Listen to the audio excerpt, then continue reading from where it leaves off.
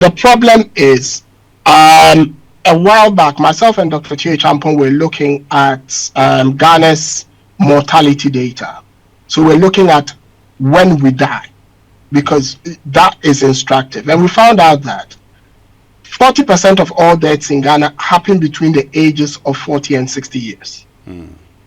And so 20% between the ages of 40 and 50, and 20% between the ages of 50 and 60.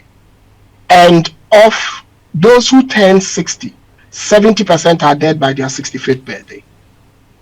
So we then looked at the WHO definition of avoidable deaths.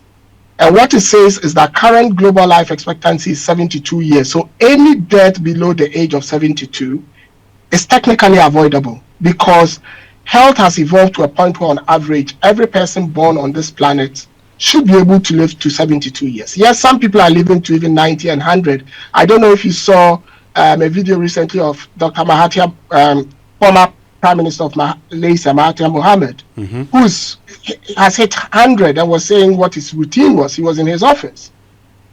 So these have become the norm. So I was like, well, so why is it that this is not happening for us in Ghana?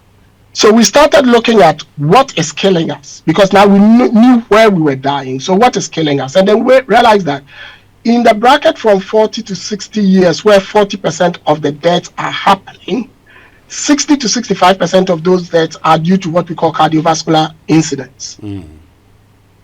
And so we said, so what are these cardiovascular incidents? And majority of them were hypertension related and some diabetic related.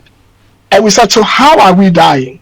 And then we found out a lot of people are getting what's called myocardial infarctions. A lot of people are getting strokes and stuff like that.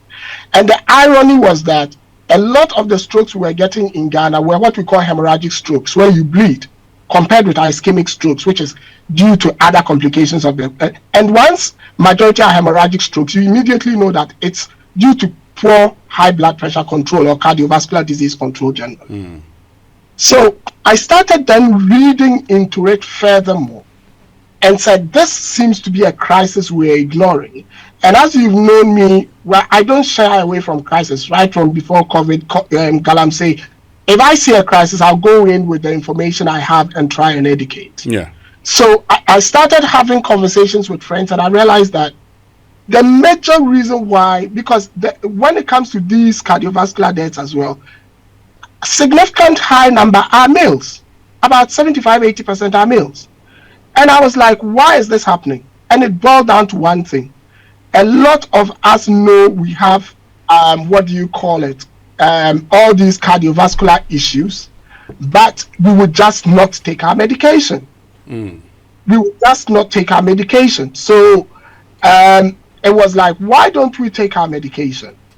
The bottom line then became issues with our libido, issues with our sex drive. Okay. And I was like, should we be dying because we want pleasure? Is that a risk we're taking? So I decided to break the whole thing into a number of issues. First, to demystify the whole issue about libido. Secondly, to demystify the whole issue about high blood pressure. Okay. And finally, to take on the social economic implications of these avoidable deaths. Because it is not only you who's dying, but if it happens and your children are young, you are actually affecting them adversely. So in a way, by deciding not to take your medication, you are being a bit selfish.